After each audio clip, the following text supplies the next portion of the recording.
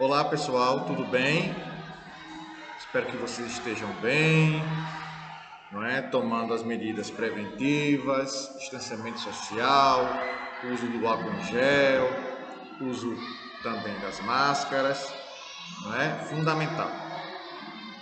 Nesse momento, nessa aula de hoje, nós vamos prosseguir com as aulas revisionais, que de certa maneira, que de toda forma, vai ajudar você a realizar as atividades de verificação que foram enviadas para vocês, que chegaram até as suas mãos. Nós já tratamos no primeiro momento sobre a Grande Guerra, também conhecida como Primeira Guerra Mundial, aqueles fatores que vão desencadear o conflito, o revanchismo, situações mal resolvidas do século XIX, a busca por novas matérias-primas, não é? Os países europeus buscando novas matérias-primas, o período em que além de uma corrida por novas matérias-primas, porque a Europa estava vivenciando uma nova etapa da Revolução Industrial, era necessário maior quantidade de petróleo, maior quantidade de ferro, de aço, não é, de ouro, de prata, dos combustíveis novos. Então havia naquele momento ali, final do século XIX, início do século XX, as porções europeias, os países europeus estavam se esgotando nessa área, não é? Sem os materiais, sem as matérias-primas necessárias. E então era preciso ir buscar para dar conta da segunda etapa da Revolução Industrial e logo em seguida seria a terceira etapa da Revolução Industrial. Era necessário fazer captação, buscar novas matérias-primas. E os países europeus foram em busca disso. Ao mesmo tempo que isso acontece,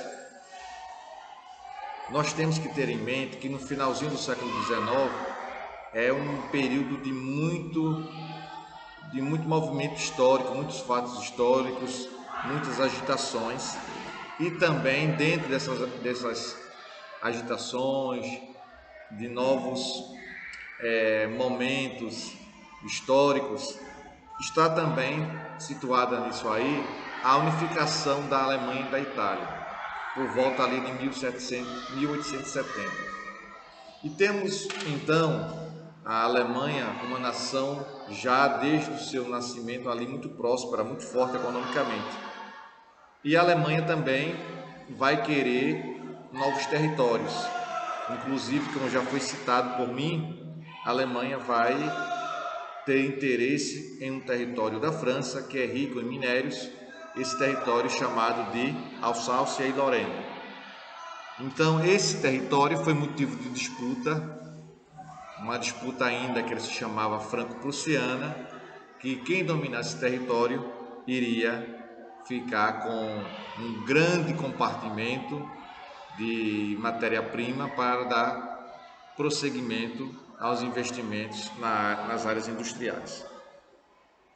Nós tratamos também da questão do estopim da guerra, que foi o assassinato do príncipe herdeiro arquiduque Francisco Ferdinando, não é? E Francisco Ferdinando sendo assassinado, a Alemanha vai tomar as dores e vai, junto com a Itália, junto com o Império Austro-Húngaro, formar ali uma aliança para objetivar entrar em conflito com outros países, também da Europa. A Primeira Guerra ela tem uma característica importante que a gente não deve esquecer, é um movimento militar que ocorre especificamente na Alemanha, na Europa, não é? Não é um conflito mundial, como é a segunda, que a gente vai estudar brevemente.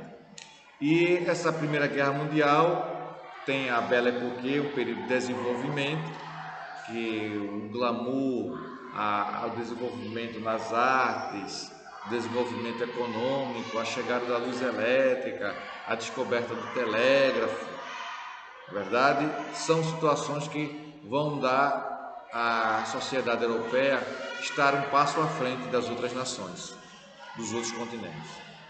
E era aquele momento ali uma referência europeia, tudo que tinha de bom, do melhor, é a referência à Europa que depois se alastrava, se expandia, todas essas influências, a cultura europeia que também vai chegar ao Brasil. Dito isto, houve a Primeira Guerra Mundial, a Alemanha perdeu, a Itália se afastou antes do conflito e o Império Austro-Húngaro não foi capaz também de dar conta da Tríplice Aliança. E com isso vamos ter ali o conflito tem seu fim, o Tratado de Versalhes é assinado e a Alemanha é considerada a grande culpada, não é? A grande culpada. Os outros países que estavam envolvidos numa proporção bem menor, não é? Bem menor. Então essa Tríplice Aliança é desfeita e vitória da Tríplice Entente com a Inglaterra, a França e a Rússia. Vale destacar também que a Rússia ela não fica até o final do conflito. Por que a Rússia não fica, professor? Por conta da sua Revolução Socialista de 17. Tá bom? Temos aqui, agora, vimos a Primeira Guerra, a Revolução Russa, que foi citada na última aula de forma mais aprofundada, aquela questão de Nicolau II, o atraso que a Rússia estava em relação aos outros países, as dificuldades econômicas e a penetração na Rússia de um discurso socialista que tinha sido assinado, defendido, melhor dizendo, por Karl Marx e Friedrich Engels no seu Manifesto Comunista de 1848, e esse ideal, essa ideologia comunista vai ganhar cada vez mais um número de adeptos e vai surgir, não é, partidos socialistas com características e sendo influenciados pela Rússia em grande parte do mundo. Esse partido começa a ganhar projeção, começa a ganhar força, começa a ganhar simpatizantes. E ele encontra, o Partido Socialista Russo, encontra campo fértil para o desenvolvimento da sua ideologia num país devastado economicamente. Então, é quase que uma via de regra. Todos os países que passam por um momento de muita dificuldade financeira, dificuldade socioeconômica, a população passando fome, a inflação dominando aquele país, as desigualdades cada vez mais acentuadas, é um campo fértil, ali vai estar uma possibilidade de mudança através de um movimento revolucionário. Foi isso que aconteceu na Rússia. A Rússia estava estagnada, vivenciando um período de sérias dificuldades, não é, durante um longo período, e chega no século XX com o país em processo de miserabilidade e absorvendo ideias um pouco mais radicais, um pouco mais à esquerda, como é que a gente poderia chamar, não é? Esquerda, lembrando dessa questão de esquerda, direita e centro lá da Revolução Francesa durante a Convenção Nacional, tá bom? Dito isto, no capítulo 3, nós temos aí o regime totalitário nessa revisão. Esse regime totalitário vai contemplar características de uma ideologia que tem o regime total. Por isso que o nome é totalitário, total. O poder total concentrado nas mãos de um único governante. O poder total sendo um único partido. Então, um único partido, um único governante com ideias extremadas, ausência da democracia, desrespeito aos adversários políticos. Esse é o regime totalitário, que encontra, mais uma vez, aí você pode dizer, como é que encontrou o professor Campo Fértil lá, nesses países? países como a Alemanha e como a Itália. Eram países que tinham sofrido derrota na Primeira Guerra Mundial e a população estava completamente desprotegida, sem ter uma referência. Então, esses regimes totalitários, eles passam a ser referência, eles passam a atrair um grande público, um grande número de simpatizantes que vão defender essa bandeira totalitária. No caso inicial, vamos ter o fascismo que vai dar origem a todos os outros movimentos radicais de direita. Não é? O fascismo é iniciado na Itália através de Benito Mussolini. Vamos lá? Muito bem. Lembrando que esses regimes totalitários, eles vão surgir no período entre guerras, não é? No período entre guerras, entre a Primeira e a Segunda Guerra Mundial. A Primeira Guerra começa em 14 e termina em 18, e a Segunda Guerra começa em 39 e termina em 45, tá bom? Os regimes totalitários. No nosso livro, abrindo o nosso livro aí na página 74, nós temos uma foto com a figura de Hitler e de Mussolini, não é? Um representando o fascismo italiano, que é Mussolini, e o fascismo, o nazismo, aliás, representado por Hitler. Vale a pena destacar que o nazismo é um tipo de fascismo, não é? Então, de certa maneira, eu não coloquei de forma equivocada, não. O nazismo é um tipo de fascismo. A diferença que a gente poderia colocar, eu ia colocar isso um pouco mais na frente, é que o nazismo ele tem um viés também de etnia, de preconceito com relação à raça, não é? Que determinadas raças são superiores às outras. É isso que vai defender o nazismo também, né? E vão subjugar os judeus. Então, página 74, o que é que diz aqui? Como vimos anteriormente, os anos que sucederam a Grande Guerra, foram marcados pela Grande Depressão e pela crise da Bolsa de Valores de Nova York. O mundo passou por grande recessão, inflação, miséria, desemprego, fome, protecionismo econômico que levou a sociedade ao caos. Esse período ficou conhecido como Entre Guerras, corresponde aos anos entre a Primeira e a Segunda Guerra Mundial. Muitos historiadores afirmam que a Grande Depressão foi o primeiro fator para o surgimento dos regimes totalitários. Essa fase associada ao totalitarismo, regime político altamente centralizador, sem contestação de autoridade, que pode ser exercido por uma pessoa, partido ou classe social. 74 ainda, hein? Esse sistema não aceita a participação do povo. Em outras palavras, deve existir obediência, não é? Deve existir obediência ao regime, cumprindo todas as decisões. Nesse sistema não existe Senado nem Câmara, como existe em nosso país, não é? Nós temos a Câmara Alta, que é o Senado, e a Câmara Baixa, que é a Câmara dos Deputados. Seus partidários rejeitam completamente a democracia. Estou falando no caso do Brasil agora há pouco, viu? Rejeitam completamente a democracia e o liberalismo, visto que defendem a intervenção total do Estado na economia.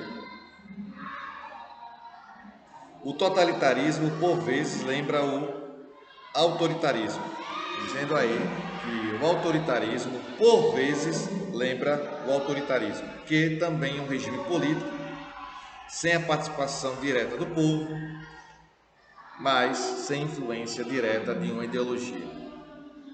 Mas a diferença central entre os dois regimes é que o totalitarismo buscava-se a participação do povo na ideologia imposta pelos ditadores. Seus adeptos têm que defender e militar pelo sistema, ou seja, defender, fazer parte do sistema, abraçar essa causa do sistema, não é? Já o autoritarismo visava manter o povo acomodado, sem questionar o regime, isto é, passivo diante das atitudes centralizadoras dos governos autoritários. Enquanto os norte-americanos criaram uma política econômica conhecida como New Deal para superar a crise, outras nações organizaram governos totalitaristas visando exercer o seu controle social e político. Os principais motivos que levaram ao surgimento dos regimes totalitários no mundo foram, olha aí, 2 pontos, que levaram ao surgimento desses regimes totalitários, não é? E vamos deixar bem claro que esses regimes totalitários, por mais absurdo que você possa imaginar, eles receberam apoio de uma parcela significativa da população daquele país, no caso específico da Itália e da Alemanha. Vamos agora para os regimes, né? Os principais motivos que levaram ao surgimento desses regimes totalitários. A Grande Depressão Econômica, que gerava miséria e desemprego. 2. As revoltas sociais que ameaçavam as nações. Muitas greves foram realizadas, o sindicalismo ganhou força e a sociedade passou a reagir diante da crise. Outro item, medo de que acontecesse uma revolução nos moldes ocorridos em 17. Muito normal, muito natural isso. Também outros países passaram por isso, que o rastro socialista, né, pudesse se expandir, o pensamento socialista, melhor dizendo, pudesse chegar a outros países e que esses países também promovessem uma revolução socialista. Você tinha esse receio. Prosseguindo aqui, página 75. Em outras palavras, o sindicalismo ganhou força e a sociedade passou a reagir diante da crise. Medo que acontecesse uma revolução nos moldes ocorridos na Rússia, né? E como já foi observado, prosseguindo aí anteriormente, os regimes totalitários preencheram o espaço político com o objetivo de evitar, olha aí, o crescimento do socialismo e do comunismo. Então, para evitar o surgimento e o crescimento do socialismo e do comunismo, foi necessário a inserção, a colocação de um regime totalitário. A burguesia e o povo, ainda na página 75, aceitaram essa propaganda e abraçaram as causas totalitárias das nações que organizaram esses sistemas. Assim, estabeleceram uma massiva propaganda voltada na forma de culto a seus principais líderes. Outras características eram o controle estatal da economia, o terrorismo de Estado, as pessoas eram ameaçadas e consideradas traidoras da pátria, caso se posicionasse contra o regime, e a existência de apenas um partido político baseado nas ideias totalitárias e centralizadoras. Então, quem fosse contra o regime totalitário e era ameaçada, poderia inclusive ser presa, considerada traidora. Não é verdade? Muito bem. Na Europa, os principais regimes totalitários que surgiram foram o fascismo, o nazismo, o franquismo e, em Portugal, o chamado salazarismo. Então, nós temos com isso 4 países que vão pôr em prática o regime totalitário. Então, prosseguindo, nós temos o fascismo italiano, não é? Na página 76 tem essa característica aqui que vai citar essas características do fascismo. Que características são essas? Vamos lá.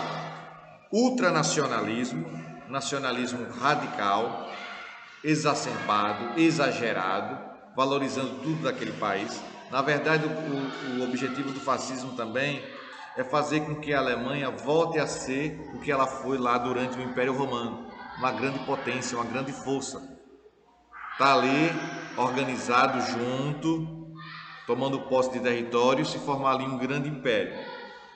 O etnocentrismo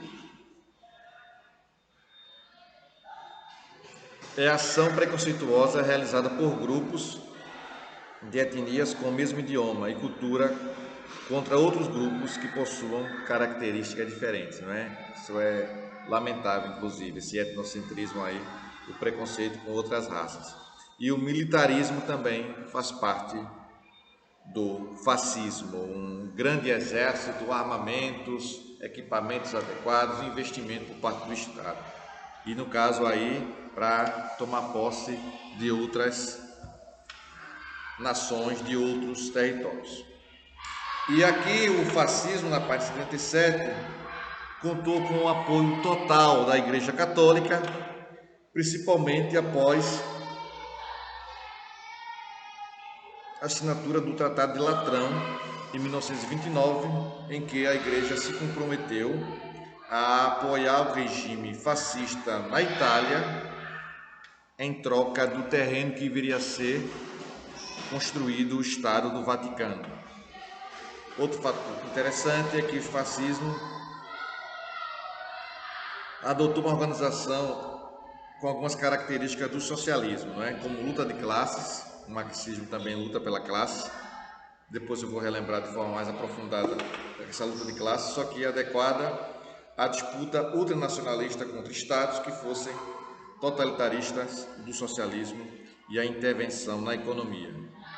O Partido Fascista Italiano, e na página 78 nós temos a figura de Mussolini quando ele liderou a marcha sobre Roma ainda na década de 20, em outubro de 1922.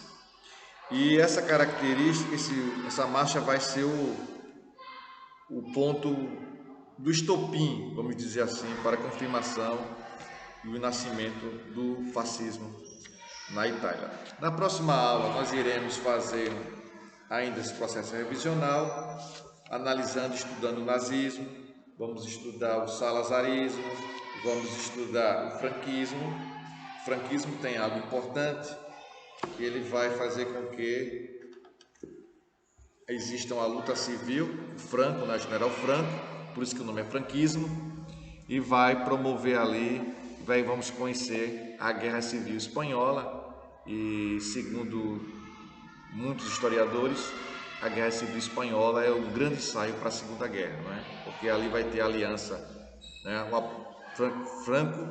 o franquismo, vai ter o apoio de Mussolini e vai ter o apoio de Hitler, tá bom? Na próxima aula a gente vai destrinchando isso, detalhando isso para você. Um forte abraço a todos, fiquem com Deus, se cuidem, até a próxima, tchau!